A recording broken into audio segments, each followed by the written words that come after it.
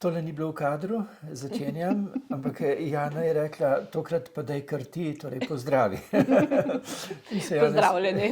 Se spodobi, ja, da, če vas gostim tukaj, čeprav preko ekranov na Konjskem vrhu, da vas pozdravim, torej pozdravljeni z Konjskega vrha.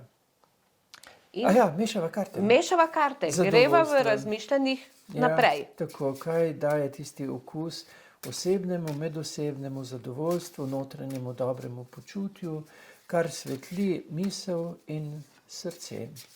Me zanima, kaj boš izbrala. In upava, da pišete dnevnik hvaležnosti. Ja. Midva morava sicer izdati, da ga še ne piševa, ker ta dva prispevka snemava na isti dan. Tako, ja. Ampak do takrat, ko boste vi gledali, bova imela midva že tudi nekaj napisano. Zagotovo.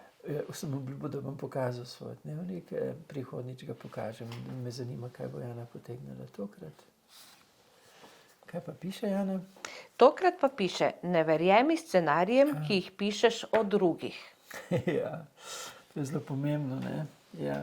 Še posebej, če si prizadet, če si v slabi koži, potem zelo hitro začneš o najbližjih pisati scenarij, kak si ti bogi, kak si sam, kak te nimajo radi. Recimo pomislimo na najstnike v puberteti, takrat radi pomislijo, kak me nihče ne razume, kak sem bogi. Ja, ker vstopa v novo obdobje, ne, ne razume, prvič samega sebe prepoznava, starši se pa navajajo na njegovega in potem se prebudijo tisti občutki, zato si je takrat, pa ne samo takrat, večkrat se je pomembno povedati, rad te imam, ne, sprejemam te, ne. Predvsem pa dejansko je pomembno to v odnosu tudi valoviti, ker se mi zaznamo, mi se ne slišimo samo za ušesi, ampak mi imamo tudi notranja tipala, ne, tipala duha in srca in zaznamo dejansko medosebno resničnost, ja. Ja, scenarije pišemo tudi zato, ker imamo, vsak izhaja iz svoje dediščine, ne. Saj sami vemo, ne, če je nekoga pičla kača, bo že zavitemu vrvi se bo ustrašil, ne. Če je nekdo bil v recimo matični družini ranjen na nekem področju, bo potrebno verjetno kakšno rano ozdraviti, ker drugače boš iz te ranjenosti svojim najbližjim, ki nič hudega ne mislijo, pripisoval določene namene, določene dejanja, ki so ti hoteli dejansko narediti z neko gesto, za katero oni sploh niso mislili o tem, ne. In, lahko povem en tak scenarij, bom imena spustil, čeprav sta to mož in žena povedala javno na nekem srečanju zakoncev. Ona je pripovedovala, kako jo je on prizadel, ne, in kako je bila ona ranjena. In potem, kako je ona razmišljala, kako je nima rad, kako je on v glavnem trpela. Toliko tega se je prebudilo v tisti njeni ranjenosti. Pisala je scenarije, tragedije, ne, in je bila vsa solzna. In seveda je hotela tudi s solznimi očmi vendarle pri možu vzbuditi občutek, naj ne bo tak štor, naj vidi, kak je ranjena. To je doživljajsko prenašanje sporočil. Jaz ti hočem pokazati, kaj si mi naredil, ne, vzbuditi je hotela sočutje. No, in on je opazil, ne prvi dan, ne drugi dan. Tretji dan pa je le opazil, pa je rekel, ti, a imaš ti vnete oči? Pač tak je, ne. Zelo dobro je tudi povedati, recimo nekomu, to sem ti pripisal, ko se zvečer usedemo in se spravimo k pogovoru ne o resnici, ampak o moji doživljajski in spoznavni resničnosti. In takrat povem, ne to si mi naredil, tak si, to si mislil, ampak ne, takole sem razmišljal, tako jaz razmišljam, to sem ti pripisal, to, in se pogovorimo, ne, da ne ostane neizrečeno, ker se lahko potem to vleče in se lahko zelo poglobi v eno krizno situacijo medsebojnih odnosov, ne. Bogu hvala je tisti mož po 3 dneh vprašal, če ima vnete oči, ne. Ja, verjetno upam, ne, to sem pozabil, da mu je povedala, ne, takrat si bil štor, prizadel si me, Najhujš pa, da sploh nisi opazil, ne, da sem prizadeta. Ne. Povej, prizadeta.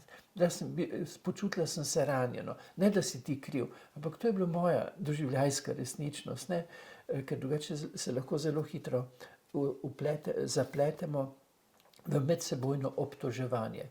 Ko gremo mi na nivo krivde, je že konec, ne, kriv si. Tako sem te doživel.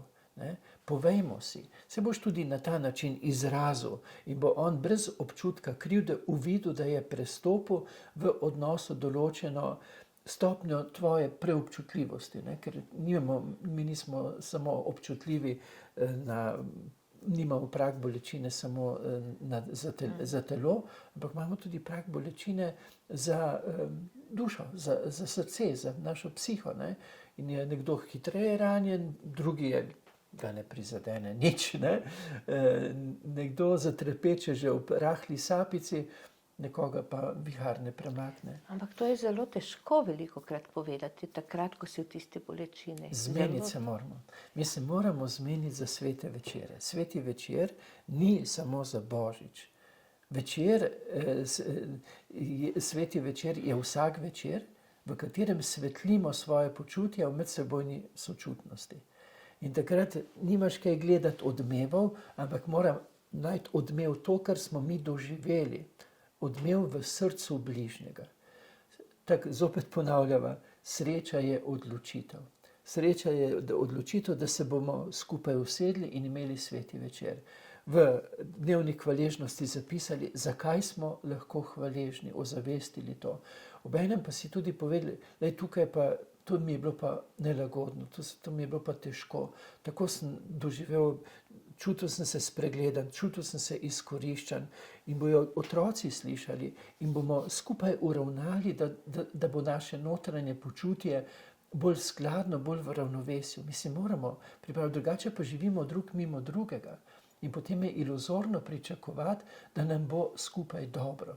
Sveti večeri so zelo, zelo, zelo pomembni. Ne? In tudi en razlog, in hvala Jana za to pobudo, en razlog je lahko, ker moramo zapisati v dnevnik družinske hvaležnosti, zakaj smo lahko današnji dan hvaležni. Potem pa ata pa mama, partner v partnerskem odnosu, ali pa partnerski odnos, zakaj sva lahko midva hvaležna. Ne? Seveda, obenem pa tudi, tu sem se pa čutil spregledan. Ne? Poveš svojo doživljajsko resničnost, ne pa spregledali ste me, to ste hteli. Ne? To si ti napisal scenarij v svoji glavi in seveda v ta scenarij verjameš še toliko bolj, ker si bil prizadet, ker si bil ranjen in bi rad bližnjim sporočil, to pa pomeni povzročil to, kar si ti doživel. In ker si ti doživel stisko, bi rad zdaj spravil v stisko od svoje najbližje. To je naša naravna potreba, da bi oni začutili. Ampak mi se moramo tej naravni potrebi, dejansko jo moramo kultivirati in spremeniti. To, taki ste bili, tako sem vas doživel. Ampak to je vaja, za vse je potrebno vajo. Ne? Tudi da spečeš, Jana mi prinesla čudovito zelenjavno juho, da skuhaš tako čudovito zelenjavno juho, je potrebna določena vaja. Če grem jaz kuhati, ni nikoli takšna. Ne? Premalo vadim. Ne? Tudi to se je treba odločiti in potem vaditi. In biti čisto brez občutka krivde, če nam ne uspe, ampak ne pa brez občutka odgovornosti, da nam mora prihodnjič uspeti, ne? Da ne bi šli v vseenost. Ne? Ta vseenost je lahko zelo, zelo nevarna. Ja, zelo vpliva, ne? To, kar sem prej omenjal, zvita vrv, če te piči lakača. Mi smo simbolna bitja, si na simbolni način marsikaj sporočamo in je dobro, če bi mi dejansko bili vešči te simbolne govorice, ker se simbolno govorico mi drug na drugega vplivamo. Lahko na koncu povem še kot zanimivost o pokojni angleški kraljici oziroma kako je nakazovala svojo kraljevsko vlogo. Ne? Vi veste, da je, izročam tebi, vi veste, da je kraljica večkrat nosila ruto. Ne? Pa bi kdo pomislil, da zaradi mogoče vnetja ušes. Sploh ne. Mi z vsem, kar so z gestami, z marsičem, dejansko sporočamo marsikaj, ampak lahko pa tudi povzročamo. In kraljica je znala na zelo domislen način, seveda ne zgolj po slučaju, ona ni bila nespametna, ni bila brez svetovalcev, je sporočala svojo kraljevsko pozicijo tudi z ruto. Kaj je ruta? Na Solčavskem rečejo židanca, praznični ruti. To je štirikotni kos blaga, ne? Zemeljska stvarnost, ki pa jo ženska prepogne in ustvari kaj? Trikot. In ko da ženska to na glavo, je njeno teme v Božjem očesu. Božanska pozicija. To ne pomeni, da zdaj boste začeli nositi ruto, ampak mogoče si jo boste pa tu pa tam nadele gor in si rekli, kraljica sem. Kajti vsaka ženska je kraljica, vsak človek je kraljevski, je božanski. Ne? Pa še nekaj, tu sem dal, nisem vedel, katero, ampak sem spravil tudi, ki imam mojo torbo. Ja. Zakaj je kraljica rada nosila torbo?